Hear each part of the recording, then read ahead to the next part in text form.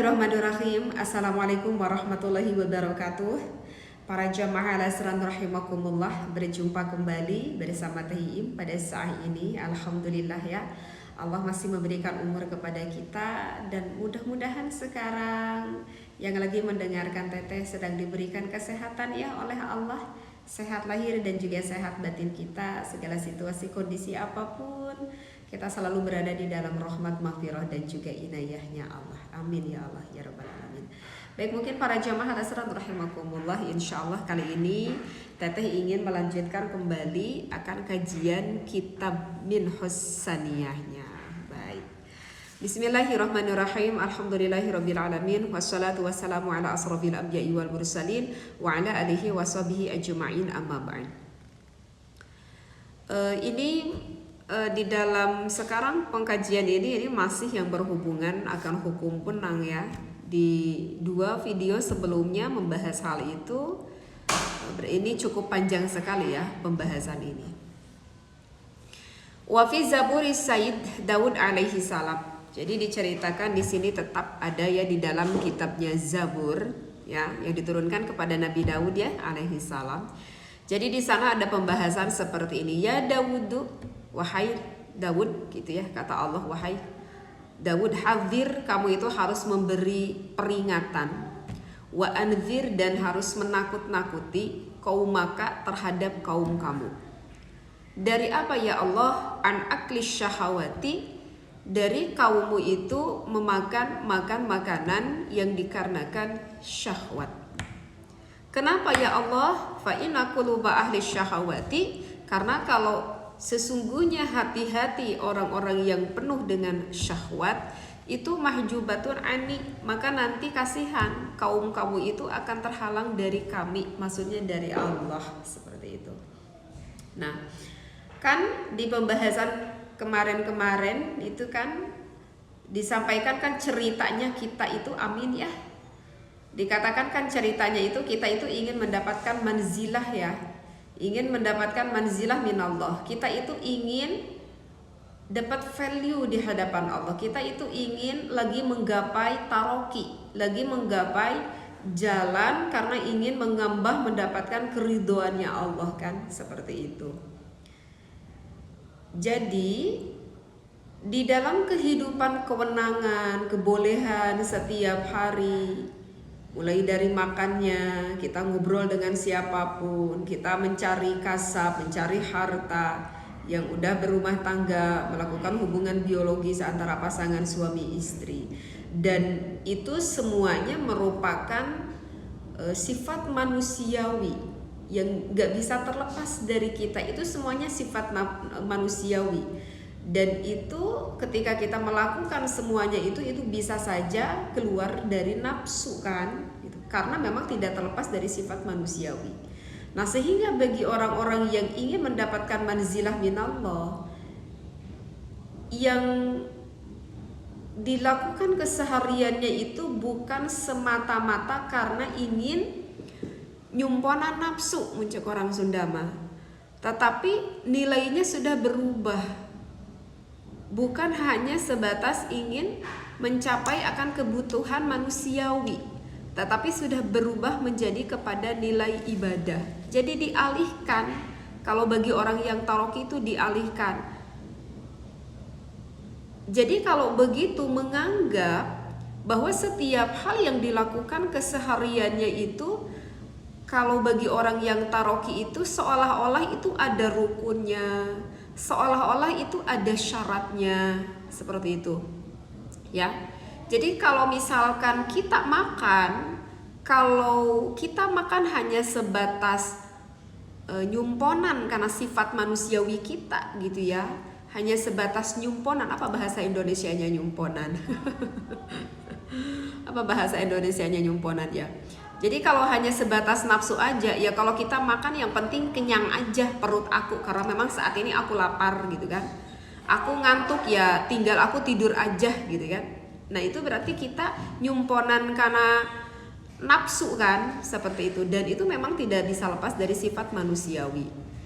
Tetapi kalau bagi orang yang taroki, orang yang lagi ingin mendapatkan manzilah, maka bagaimana makan aku, bagaimana jima aku, bagaimana ngobrol aku, bagaimana mencari harta aku, itu semuanya kan di dalam ilmu itu diatur, ada etikanya, ada akhlaknya gitu. Itu semuanya akan diperhatikan sekali bagi orang yang sedang taroki.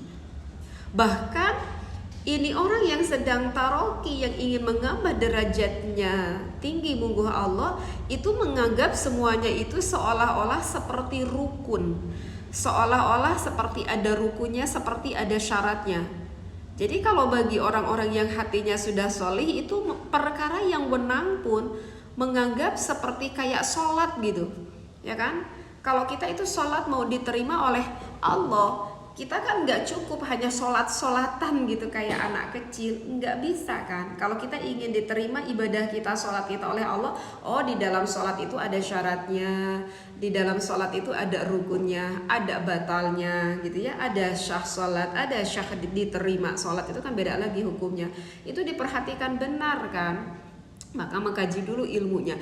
Nah, untuk orang-orang yang sedang manzilah minallah, untuk perkara yang wenang di dalam kehidupan keseharian pun menganggap hal itu seperti ada rukun, ada syaratnya gitu.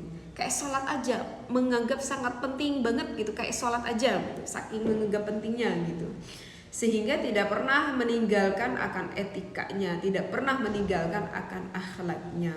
Dan semua itu bisa mengetahui akan akhlak, etika. Ya bagaimana kalau kita enggak ngaji seperti itu? Maka tentu kan diawalinya tuh harus ngaji dulu, karena kita ya harus tahu dulu gitu. Ya, misalkan kita yang sudah berumah tangga, sang suami mendatangi istrinya melakukan maaf ya, misalkan berjima gitu. Itu kan kebutuhan yang mana sifatnya manusiawi ya, itu yang mana kebutuhan sifat manusiawi. Tapi bagaimana ini orang yang manzilah bahwa jima ini hukumnya berubah menjadi suatu ibadah. Ya tentu tidak akan terlepas dari etikanya, tidak akan terlepas dari akhlaknya. Dipelajari dulu. Maka oleh seorang suami itu dipelajari dulu ilmu fikihnya, bagaimana mendatangi istriku itu yang baik gitu ya kan. Karena kan kata Rasulullah, jangan sampai seorang suami mendatangi istrinya itu seperti mendatangi hewan gitu kan. Maka di antara kalian pasangan suami istri bainahuma rasulun. Kalau misalkan mau ibadah itu harus ada rasulun. Artinya rasulun itu kan utusan gitu. Itu artinya utusan. Nah, apa ini yang dimaksudkan utusan? Yang dimaksudkan utusan itu kan jadi apa ya? Kalau bahasa kitanya biar paham itu, yang dimasukkan utusan itu jadi kode lah gitu ya. Jadi kalau misalkan suami mau ngajak pada istrinya, kata Rasulullah itu harus ada kode-kode gitu ya. Maka di sana juga kata Rasulullah, maka kode yang paling baik itu bisa dilakukan dengan al-qublah, artinya qublah mencium, wal kalam dan juga berbicara yang baik gitu. Karena kan wanita lebih dominan kepada perasaannya, sehingga kalau sang suaminya bertutur kata yang baik, lemah lembut, yang menyenangkan hati perasaan istrinya, maka insya Allah nanti istrinya ketika melayani suaminya itu akan merasa nyaman, bahagia gitu ya. Nah, bahkan sampai diperjelas lagi kan gitu, di dalam ayat Al-Qur'annya pun ada kayak fatu harsakum anna syi'tum gitu ya. Kan ketika suami mau menggauli istrinya itu dianalogikan seperti mau menggarap sawah gitu ya. Sebetulnya dengan tanda kutip itu di dalam Al-Quran pun itu sebetulnya katanya sudah vulgar seperti itu. Apalagi kalau misalkan kita lagi mengkaji lebih dalam hukum-hukum fikih gitu ya, yang berhubungan dengan ini. Misalkan di dalam kitab Asrarul Jima kan ya di dalam kitab Asrarul Jima kan itu sampai diterangkan sampai mendetail gitu. Oh, mana saja yang dimasukkan oleh Rasulullah, al-qublah, area sensitif itu mana aja gitu. Nah, Dan itu kan semuanya kembali lagi terhadap pola pikir kita.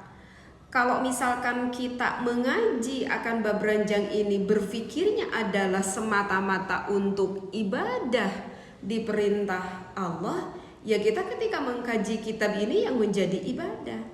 Tetapi karena begini, ketika Teteh dulu suka membahas akan kajian bab ranjang ini, tidak sedikit ada orang yang berpikirnya mungkin negatif gitu, harusnya mendengar kajian kok ujungnya jadi kemana gitu, harusnya mendengarkan kajian isinya tetapi pandangannya bagaimana gitu kan, seperti itu.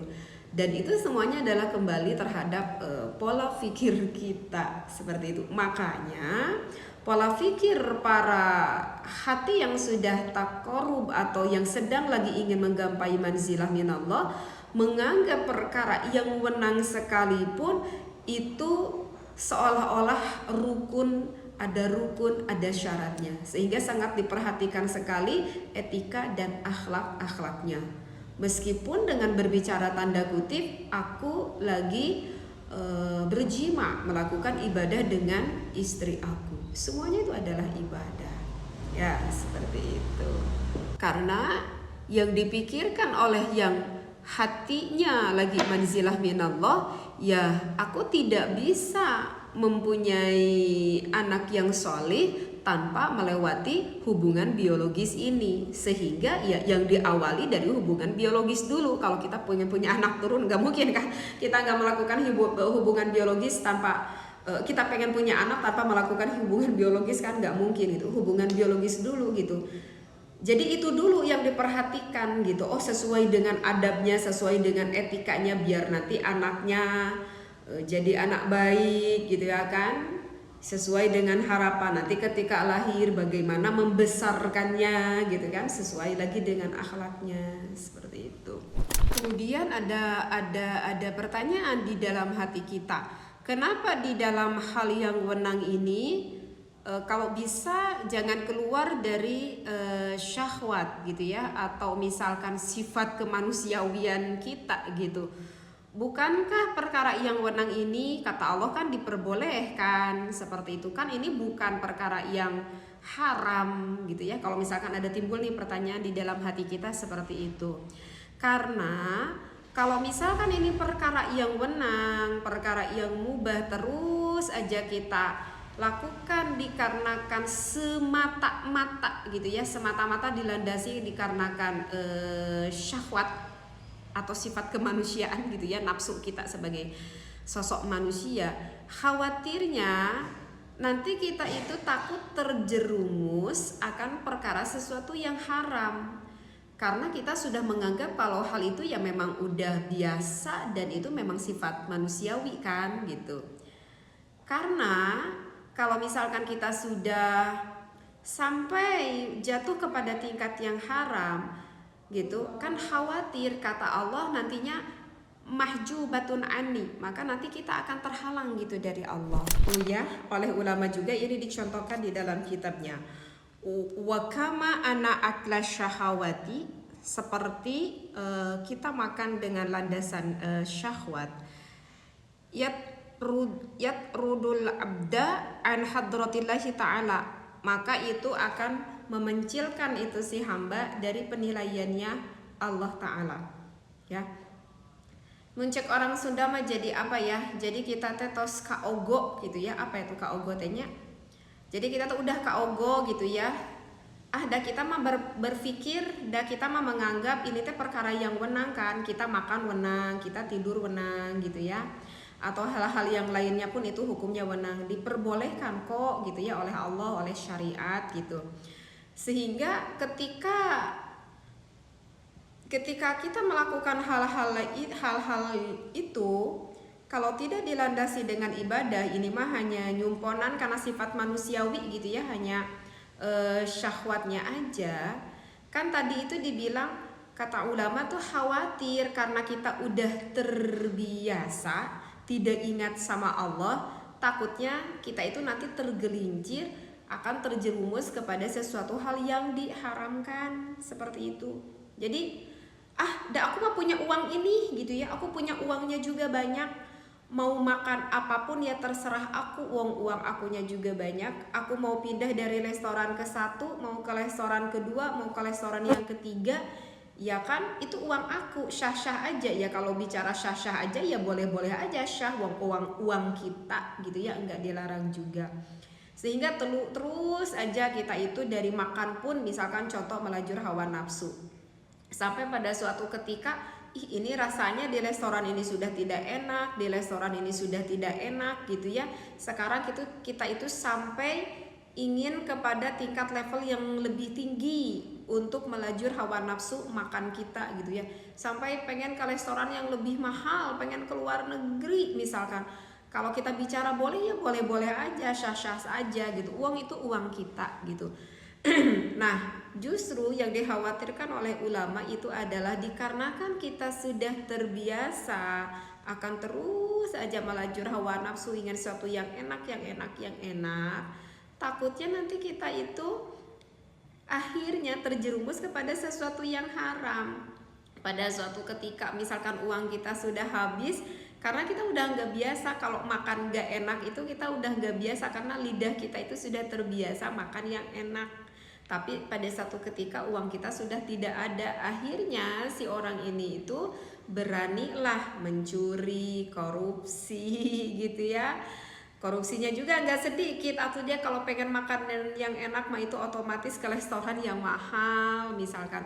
Maka korupsinya juga bermiliar-miliar kan ya, banyak kita mendengar kasus seperti itu. Nah itulah yang dikhawatirkan oleh ulama, karena kita sudah terbiasa melakukan perkara yang mubah itu dilandasi dengan semata-mata hanya syahwatnya saja, tidak ada dasar ibadah. Kata Allah kan tadi mahjubatun ani, ya nanti terhalang dong dari aku, kata Allah, dari Allah. Ya bagaimana kita mau naik derajatnya dong kalau seperti itu ya. Bahkan kalau untuk, jadi terkadang ya, Masya Allah ini berbicara kepada teteh sendiri gitu ya. Apa tuh tafakur untuk diri sendiri gitu. Terkadang seringnya kita mah lupa aja terus gitu ya. Yang dirasakan teteh terkadang itu seringnya tuh lupa aja terus gitu sama Allah gitu. Jadi kebanyakan kita mah perkara yang wenang itu hampir secara mutlak sepenuhnya kayaknya syahwat gitu. Karena kalau ditanya kenapa kamu makan, semata-mata aku makan ya karena lapar gitu. Gak ada niat ibadahnya sama sekali, ya karena lapar aku makan gitu. Bahkan gak ingat sama Allah sama sekali gitu ya. Ini tidak berbicara yang haram, mencari rezeki yang haram itu udah jelas orang itu tidak ingat sama Allah. Ini mah dari rezeki yang halal gitu ya. Kenapa kamu tidur? Ya karena aku ngantuk gitu, makanya aku tidur. Ya semata-mata tidur tuh karena nafsu aja gitu, karena syahwat aja. Aku makan karena lapar, aku tidur ya karena aku ngantuk gitu. Jadi kata Allah kalau seperti itu, ya trudul abdaan hadrotillahi ta'ala gitu. Ya maka akan memencilkan itu si hamba dari penilaiannya Allah. Ya kalau hanya semata itu maka kata Allah ya udah nggak ada nilainya. Bagi menurut aku nggak ada value-nya lah kalau ibarat seperti itu. Karena kalau para ulama itu berpikir, maksudnya orang-orang yang sholih hatinya, yang bersih. Bahkan kan ini selanjutnya fakadzalika madurrijli min ghairi hajatin bijami'i su'il adab. Bahkan kalau untuk orang-orang yang hatinya sedang manzilah minallah, untuk madur rijl itu kayak memanjangkan kaki ya, itu mereka itu berpikir ini adalah adab yang begitu sangat buruk sekali. Apa ya, kalau cek orang Sunda mah memanjangkan kaki itu nangunjar gitunya, cek orang Sunda mah. Misalkan di depannya itu ada Al-Quran atau misalkan ada kitab, nggak berani kalau misalkan sampai kakinya sengaja dipanjangkan, kecuali kalau ada madorot ya. Terkadang suka ada yang sudah sepuh, nggak bisa duduknya yang sopan, kakinya dipanjangkan, ya dikarenakan emang lututnya sakit, itu beda lagi gitu ya. Ini mah kalau ceritanya kita yang sehat seperti itu, nggak berani. Orang-orang yang hatinya sedang manzilah minallah itu nggak berani seperti itu, karena itu mereka berpikir ini nggak ada adabnya, nggak ada tata keramanya gitu ya. Terkadang dulu juga teteh kalau di pondok itu ngadares kitab, kadang nggak pakai kerudung gitu, karena mau tidur kadang pakai baju pendek gitu. Itu sudah sulaya dari adab, dari akhlak gitu sebetulnya. Maka kalau orang yang manzilah minallah itu tentu akan selalu dipakai adab dan juga akhlaknya gitu di dalam segala situasi apapun. Kenapa sangat memprioritaskan itu hati-hatinya yang taqarrub kepada Allah akan adab, akan akhlak, akan tata krama? Ya karena hati-hatinya yang sudah taqarrub itu berpikir, ya Allah kan selalu melihat aku gitu. Allah kan selalu melihat aku. Jadi Allah tuh melihat aku itu tidak ketika aku sedang sholat aja gitu. Terkadang kan kita suka seperti ini ya, terkadang sekarang aku mau sholat gitu ya, serasa dilihat gitu oleh Allah. Tapi kalau udah beres sholat, kita nggak merasa dilihat Allah. Kita nggak merasa senang dilihat Allah. Tetapi kalau untuk orang-orang yang hatinya sudah taqarrub, ya Allah melihat kita itu kan nggak ketika kita sedang sholat aja, nggak ketika kita sedang ngaji aja kan. Ya ketika kita makan, dia yakin hati Allah itu lihat kita gitu. Merasa dilihat terus gitu. Aduh, ini Allah melihat kita gitu. Aduh, ini takut makannya tidak dikarenakan Allah gitu. Ketika tidur pun, aduh gimana aku takut hatinya terlepas dari Allah gitu ya. Maka sebelum tidur pun bismillah dulu, ingat dulu Allah gitu kan. Mau mandi, mau lagi ngobrol dengan teman-temannya, ngobrol dengan keluarganya, dia gak akan berani menggibah misalkan. Ya aduh, Allah ini lagi mendengarkan aku, lagi melihat aku. Ya gitu kan, perbedaannya kita dengan orang-orang yang hatinya sudah taqarrub tuh perbedaannya sedikit, cuman jauh gitu ya Allah ya Allah gitu ya. Ya ini setidaknya lah kita mengaji kitab ini, kita seperti kita nonton ya, kalau guru tuh menyampaikannya seperti kita nonton, bahwa kalau ibadahnya orang-orang waliullah tuh seperti itu. Ya kalau kita mah ya mudah-mudahan Allah selalu memberikan ampunan kepada kita. Kita termasuk orang yang nantinya dari sekarang dan nantinya yang bisa taubatan nasuha ya, amin, sehingga nanti kita bisa berhusnul khotimah, amin. Meskipun sulit hal ini kita lakukan. Waqala aidan la yablughul muridu ya maqamas sidqi. Jadi kita itu tidak akan sampai ya orang-orang itu di hadapan Allah hatta yazidu fi ta'dhimi amrillahi ta'ala, sehingga kita itu bisa menambahi akan perintahnya Allah wa nahyihi, dan juga pencegahnya Allah. Nah, ini yang harus diterangkan. Jadi begini, kalau orang-orang yang hatinya sudah manzilah minallah, yang sudah lebih taqarrub hatinya kepada Allah, akan segala perintah apapun itu dari Allah, dia itu tuh kan ini kan tuh dilanjutkan fayaf'alu al-mandhub ka'annahu wajibun gitu. Jadi menganggap perkara yang sunat itu seolah-olah seperti wajib gitu ya kan. Coba diperhatikan, perintah apapun yaitu tetap perintah dari Allah. Kata Allah dilarang, kata Allah ini harus dicegah, ya pencegah apapun yaitu tetap pencegah gitu. Jadi kalau para wali itu yang hatinya sudah taqarrub kepada Allah itu, yang sholih, itu tidak melihat dari ini wajib, ini sunat, enggak melihat dari sananya, tidak melihat hukumnya. Tetapi yang dilihat itu adalah perintahnya dari Allah. Kalau kita kan berpikirnya lain. Kalau kita berpikirnya ini hukumnya apa? Sunat. Enggak apa-apa, enggak dilakukan juga. Wong ini hukumnya hanya sunat. Kalau kita kan banyaknya seperti itu ya, ketika kita mau melakukan ibadah, hanya sunat ini gitu. Jadi seolah-olah menyepelekan gitu ya, naudzubillah. Mungkin kita berpikir, ini mah hanya sunnah, kalau aku nggak melakukan toh Allah juga nggak akan menyiksa kok gitu ya. Dan ini mah bukan wajib, dan ini mah perkara yang sunnah aja gitu. Kalau kita kan banyaknya ya berpikir seperti itu. Padahal ketika perkara yang sunnah Allah tidak menyiksa kita dikarenakan kita tidak melakukan perkara yang sunnah, itu sebetulnya hanya semata-mata karena maha baiknya Allah gitu. Tetapi sebetulnya poinnya tuh bukan di sini sebetulnya. Poinnya itu bukan dari oh ini perkara yang wajib, oh ini perkara yang sunat, bukan.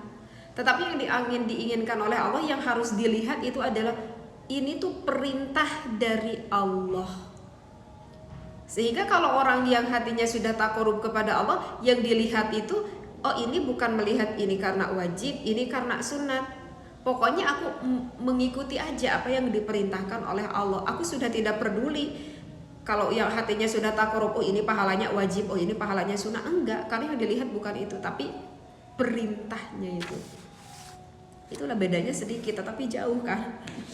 Yang tadi Teteh sampaikan, bedanya sedikit tetapi jauh gitu levelnya, jauh gitu, itu value-nya itu dengan orang yang sudah takarub kepada Allah tuh jauh banget kalau kita seperti itu ya.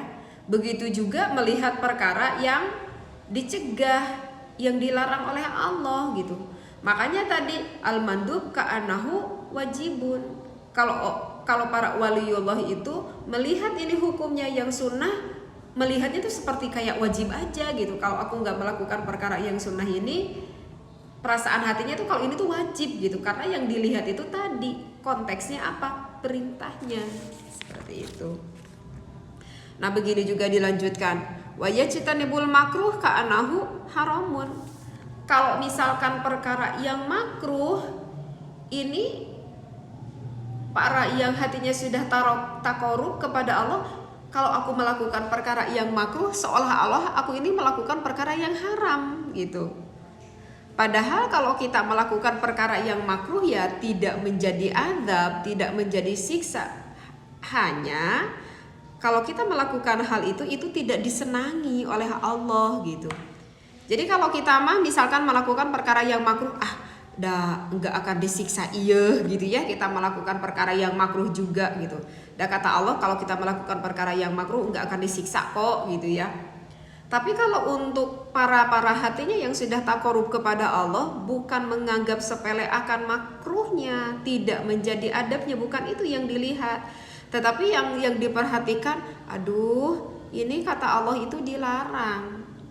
Allah nanti gak senang sama aku, nanti Allah gak bahagia, nanti Allah pokoknya gak senang dengan apa yang aku lakukan. Aku gak mau kalau aku itu tidak disenangi oleh Allah gitu.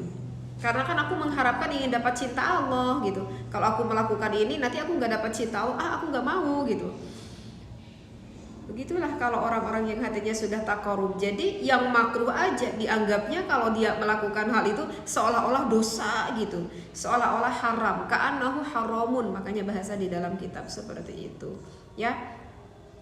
Misalkan contohnya kulu washrobu wala tusrifu gitu ya.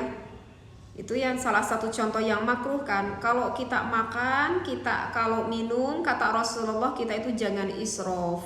Kita itu jangan berlebihan kalau makan, kalau minum. Ya begitulah kalau kita.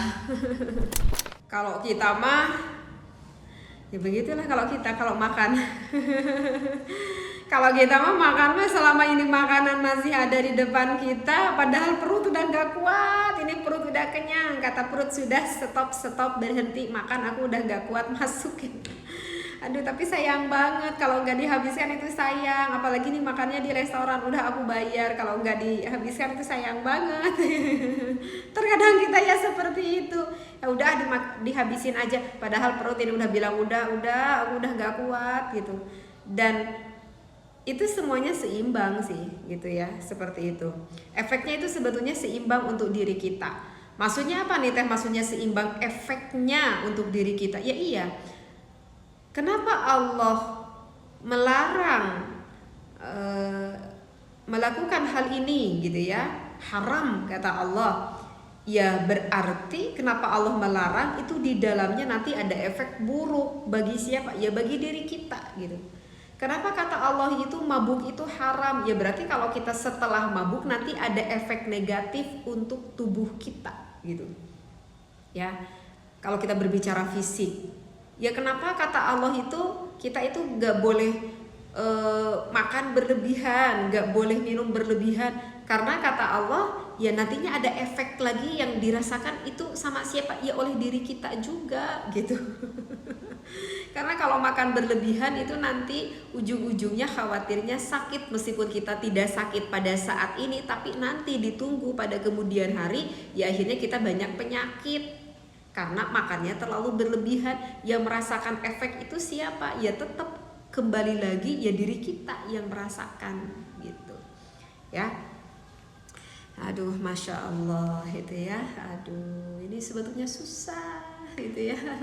Kalau yang teteh rasakan ya, kalau yang teteh rasakan sendiri ini sebetulnya susah, tetapi ya setidaknya kita itu sadar diri lah ya. Setidaknya kita itu sadar diri kalau kita itu tidak bisa melakukan segala aktivitas amal ibadah yang seharusnya yang diperintahkan oleh Allah, yang makruh masih senang kita lakukan, perkara yang sunnah masih malas kita lakukan, bahkan na'udzubillah kita lalai akan perkara yang wajib.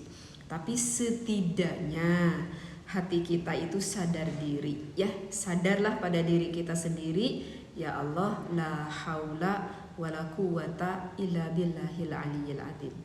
Ya, aku tidak sanggup untuk melakukan ibadah dan aku tidak bisa menghindari kan dari maksiat illa billahil aliyyil azim, kecuali kalau tidak ada pertolongan Allah ya mau bagaimana lagi, nggak bisa kita itu. Dan setidaknya setelah kita mendengarkan ilmu ini, kalau bisa hati kita itu ada ngazam. Artinya ngazam itu ya hati kita itu ada beriktikad kuat gitu ya. Jadi ijtihad, ada iktikad kuat, ya Allah aku ngazam setelah aku mendengarkan ilmu ini aku ingin menjadi sosok yang lebih baik di hadapan Allah Subhanahu wa taala.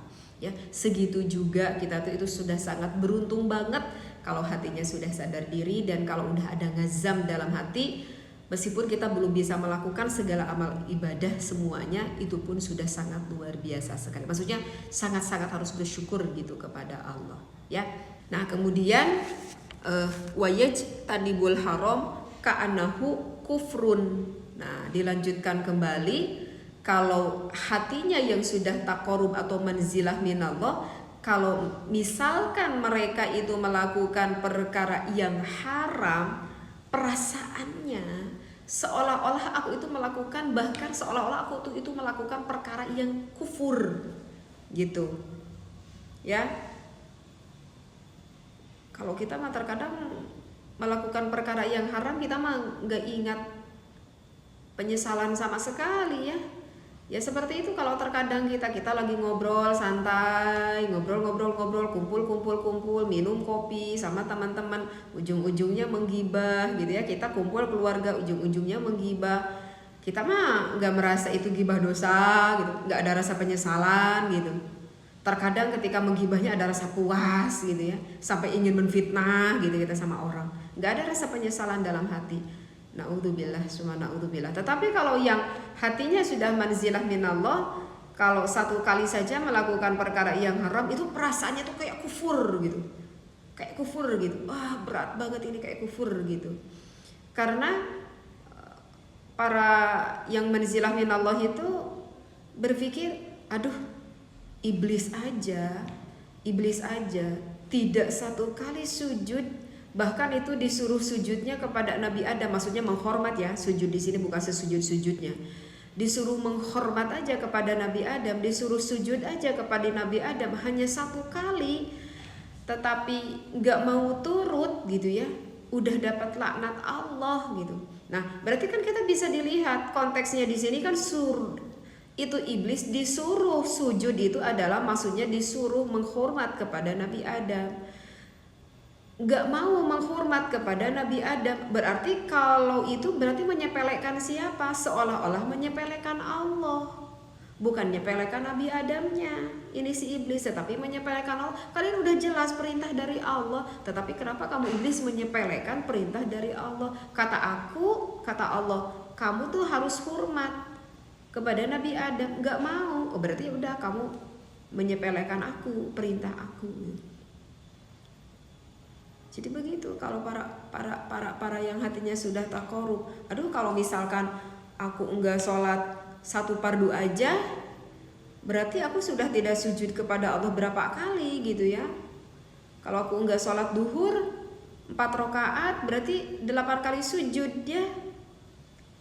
Itu maka pantaslah kalau para waliullah itu menganggap kalau aku melakukan perkara yang haram, ya berarti aku tidak menghormati akan perintahnya Allah. Apa bedanya kalau begitu aku seperti iblis, seolah-olah tuh berat banget, seperti kayak kufur gitu ya.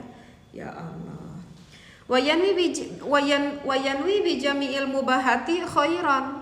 Maka ini para waliullah itu meniati segala perkara yang mubah itu kepada kebaikan. Ya karena apa? Karena sehingga perkara yang mubah pun diniatinya ibadah aja. Ya karena para waliullah hatinya ini karena masalahnya Allah melihat saya terus gitu. Masalahnya ini Allah melihat saya terus gitu. Ketika aku makan Allah melihat aku, ketika ngaji, ketika apapun itu 24 jam Allah tuh melihat aku terus, menilai aku terus gitu. Sedangkan aku ingin dapat value di hadapan Allah. Ini malaikat raqib atid terus saja mengikuti aku kemanapun aku pergi. Ini malaikat raqib atid gak mau tidur ini ya. Gak mau tidur ini malaikat raqib atid terus aja menuliskan kebaikan dan juga keburukan aku. Nah ini dicontohkan juga nih di dalam ini kitab Fayanwi bin Naumi fil qailulati at-takhawi ala qiyamil lail gitu ya. Maka dicontohkan misalkan kenapa kamu kailulah itu tidur siang sebentar gitu ya. Kenapa itu kamu tidur siang? Ya karena aku bertujuan at-takhawi ala qiyamil lail. Ya aku bertujuan agar nanti ketika malam aku bisa kuat untuk melakukan ibadah-ibadah malamnya gitu. Jadi gak semata-mata tidur gitu niatnya.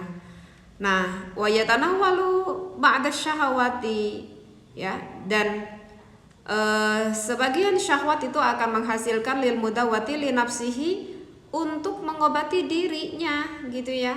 Nah, hati-hati orang yang sudah taqarrub atau yang sedang mengambah manzilah minallah menganggap bahwa perkara hal yang mubah ini, perkara yang wenang ini itu adalah bertujuan juga lil mudawati li nafsihi untuk mengobati dirinya gitu. Kenapa kamu mateh makan? Ya karena manusia itu butuh makan. Kalau aku nggak makan berhari-hari, berminggu-minggu, berbulan-bulan nggak makan, nggak minum sama sekali, ya kemungkinan besar aku bisa meninggoy. Aku bisa meninggal gitu kalau aku nggak makan gitu. Sehingga itu bisa untuk mengobati dirinya.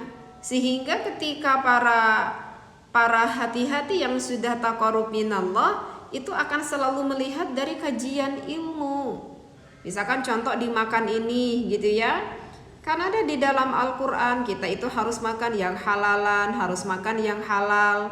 Berarti ini yang sedang manzilah kepada Allah, ini bagaimana ya caranya agar rizki yang aku makan itu adalah rizki yang halal. Gak mungkin kan nanti mencari rizkinya perkara yang haram. Udah halalan kan dilanjutkan di dalam itu ayat Al-Quran thayyiban, makannya yang baik juga, enggak cukup yang halal. Seperti itu. Sepertinya kalau kalau misalkan zaman Rasulullah ada seblak, kayaknya Rasulullah gak akan makan seblak deh. Karena kalau makan itu terus itu tidak terlalu baik untuk kesehatannya baginda Rasulullah ya. Kecuali kalau seblak yang dimakannya telur sama tahu ya, itu kan karena protein. Karena Rasulullah itu tidak pernah makan yang tidak baik. Selalu yang dimakannya itu adalah makanan-makanan yang baik. Nah sehingga kita juga ini diperintah nih oleh Allah nih harus makan makanan yang baik, sehingga dipelajarilah sama kita apa aja itu ilmu-ilmu yang berhubungan dengan kesehatan, sedikit-sedikit ya yang berhubungan dengan makanan. Misalkan apakah ketika kita mempelajari ilmu itu menjadi ibadah? Tentu jadi ibadah. Apakah ketika kita melakukan makan tersebut bertujuannya baik untuk kesehatan aku jadi ibadah? Tentu jadi ibadah. Karena kan tadi lil mudawati li nafsihi, dimaksudkan juga untuk mengobati diri aku sendiri, kata ini yang manzilah minallah itu. Agar aku kenapa makan baik ini ya, agar aku terhindar dari kolesterol, agar aku terhindar dari gula darah, misalkan seperti itu. Ya itulah sedikit perbedaan kita dengan yang hati-hatinya sudah dekat dengan Allah ya. Karena memang begitulah dari pola pikirnya juga, dan juga untuk mengobati jiwa. Nah ini maksudnya sedikit lagi ya, dilanjutkan. Fa inna lisana halin nafsi, ya maka ya lisan kita itu berkata gitu ya kepada diri kita, yaqulu li sahibiha gitu ya, berkata kun ma'i fi ba'di aghradi wa ila saratuk, tuh kan gitu. Jadi maksudnya gini deh. Jadi maksudnya nafsu itu kan ada di diri kita ya. Nafsu itu kan ada di diri kita.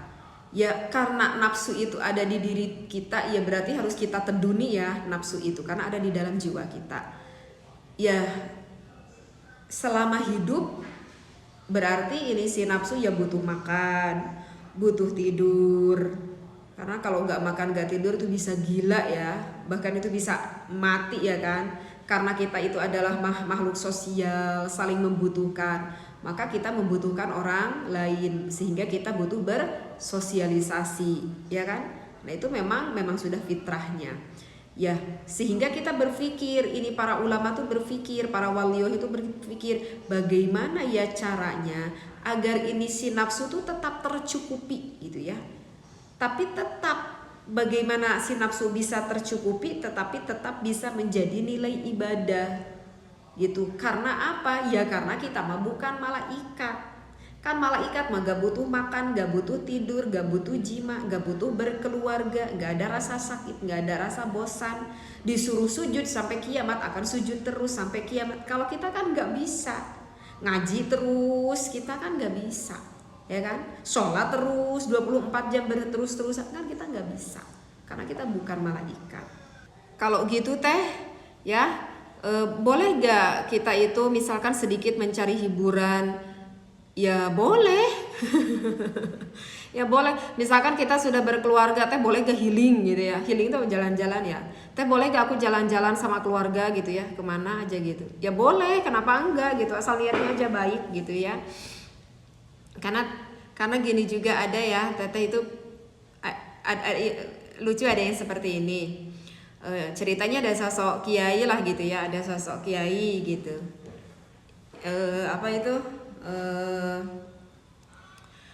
Istrinya tuh katanya mau jalan-jalan ke mall gitu, istrinya mau jalan-jalan ke mall gitu.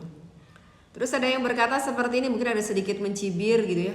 Masa sih ya, kayaknya gak pantas gitu ya. Gak pantas apa? Itu kan dia itu kan sosok kiai gitu ya, punya santri lah gitu. Maksudnya sosok kiai gitu. Kan gak pantas ya, masa kok kiai jalan-jalan ke mall.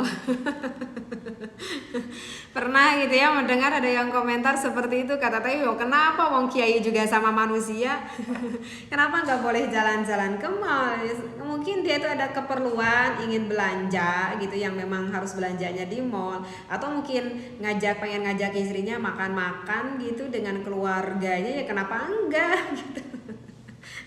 Ada juga ya lucu yang berkomentar seperti itu. Ya daripada, kalau teteh pikir ya, daripada misalkan ini sang istrinya ngajak terus sama sang suaminya, atau Kang gitu pengen tahu atau mall teh kayak gimana gitu ya.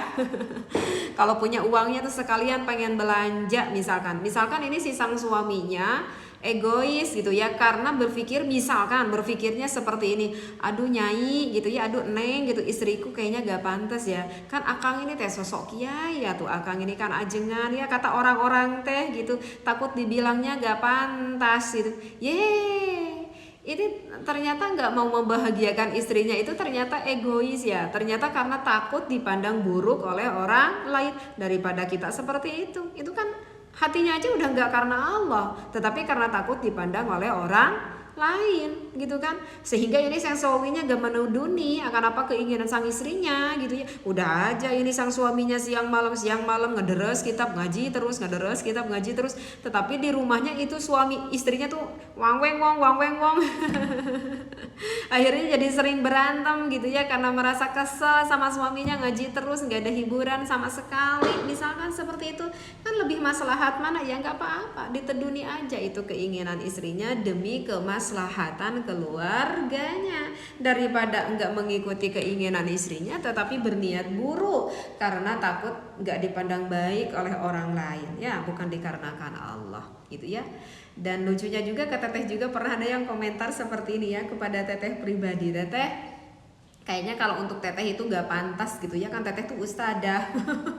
Kata siapa, meskipun Teteh itu gak seneng dengan ada landian ustadzah ya kepada diri Teteh, panggilnya Teteh Iim aja. Kenapa? Ya gak pantas lah bagi sosok yang suka ngaji itu mukanya itu pakai lipstick, pakai eyeshadow. Pernah ada yang berkomentar seperti itu juga, meskipun ini Teteh pakai filter ya. Meskipun ini Teteh pakai filter sehingga terlihat dandanannya tuh kayak lebih mencolok, padahal nggak terlalu mencolok juga kok ya. Ini karena pakai filter aja gitu. Kenapa Teteh bikin video pakai filter itu agar apa ya? Pakai TikTok ini ya, maksudnya agar memudahkan aja gitu. Biar langsung diupload agak banyak editan gitu, kasihan sama anak santri. Seperti itu. Ya kenapa enggak, wong itu adalah fitrahnya wanita, kenapa enggak gitu. Yang penting tujuannya aja paham, tujuannya untuk apa, niatnya apa, dan sesuai dengan landas ilmu agama. Ya udah itu aja udah cukup. Kenapa tidak, wong istri kalian juga sama kan, seneng dandan ya. Jadi intinya beginilah ya. Maaf ya agak sedikit melenceng ini. Jadi intinya begini, nafsu, kita berbicara nafsu, memang nafsu itu memang harus dituntun ya, cuman dituntun sebari ibadah gitu. Karena kalau misalkan itu si nafsu diri kita ya, karena kalau misalkan itu si nafsu syahwat itu, kalau kita matikan ya akan mati diri kita ya, karena si nafsu itu kan adanya di dalam diri kita gitu. Kalau nafsu kita itu ingin makan, ingin tidur gitu ya, pasangan suami istri ingin hubungan biologis misalkan. Ya kalau kita gak makan, kalau kita gak tidur terus-terusan ya bisa siapa yang mati? Ya bisa diri kita gitu ya. Kita tuh manusia, punya keinginan ya wajar, karena kita manusia bukan malaikat. Atau kita itu bukan orang gila, karena kemungkinan besar orang gila punya keinginan gak sih ya? Ya kan? Jadi gak bisa, nafsu itu gak bisa sama kita itu dimatikan. Tetapi si nafsu itu kata ulama dituntun, dibarengi dengan ladang amal ibadah. Dan justru inilah ada yang berjualan apa itu cuan gitu. Dan justru inilah kata Rasulullah, inilah yang dikatakan zihad akbar tuh ini. Kenapa? Ya karena musuh kita itu sembunyinya di mana musuh kita? Ya sembunyinya di dalam diri kita, ya kan? Itu si nafsu kan sembunyinya di dalam diri kita. Sulit kita mencari musuh kita, ya wong adanya di dalam diri kita sembunyi. Dan itu datangnya itu si nafsu itu kan sulit untuk diprediksi, karena terus-terusan Allah itu menguji diri kita. Mengujinya juga enggak dengan konteks yang sama. Terkadang kita diuji dengan kebahagiaan, terkadang kita diuji dengan kesedihan, terkadang kita diuji dengan kekayaan, terkadang kita diuji dengan kefakiran, terkadang kita diuji dengan kesehatan, terkadang kita diuji dengan rasa sakit. Beda-beda macam rupa warnanya. Maka pantas ini dikatakan zihad akbar.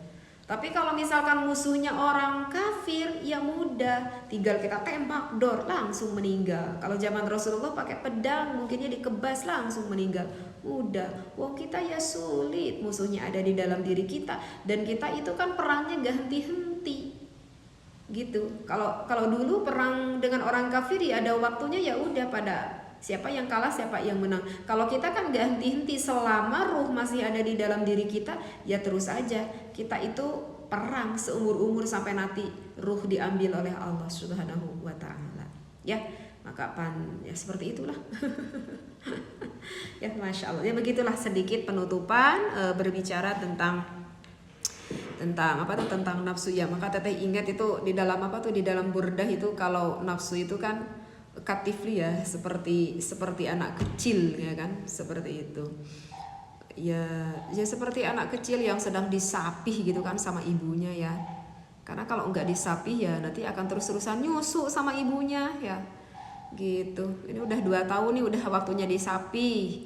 Gitu. Berarti kan bukan berarti ini si ibu memberhentikan ngasih makan kepada anaknya. Selama 2 tahun tuh dikasih makannya dengan ASI, dengan air susu ibu. Udah 2 tahun disapih, diganti dengan nutrisi yang lebih padat, diganti sama bubur, diganti sama nasi, sama daging, sama sayur. Wah, ujung-ujungnya segala dimakan kan gitu. Ya begitulah.